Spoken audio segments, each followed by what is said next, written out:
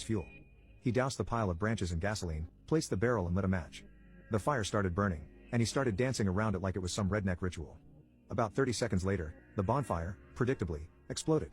He sustained second-degree burns on the entire left side of his body, singed off all of his hair, including eyebrows, facial hair and arm hair, and melted the power lines that ran directly over the fire, cutting power to most of the county.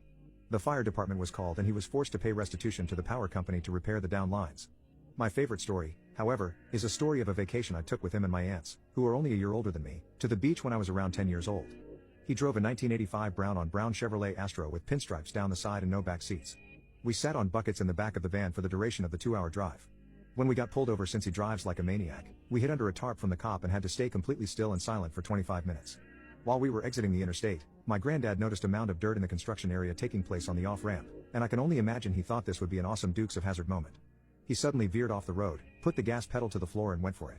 This Chevy Astro went up, flew about 15 feet and landed directly into a giant hole where the mound of dirt had originated on the other side. Since we were not sitting in actual seats with seatbelts, we first flew into the roof, then flew into the windshield when we hit the bottom of the hole. By some miracle, the only serious injury sustained in the crash was my granddad who broke his arm. Without skipping a beat, he started maniacally laughing and shouting, "Woohoo! That was one hell of a ride." The van was totaled. He managed to avoid being arrested for reckless driving, and since this took place in a time where seat belts were more of a suggestion than a rule, he wasn't arrested for child endangerment either. He did have to pay a massive fine and lost his license for a few years though. He wasn't allowed to drive us anywhere after that. I love him, but he is a maniac who quite frankly probably shouldn't have access to anything more dangerous than safety scissors.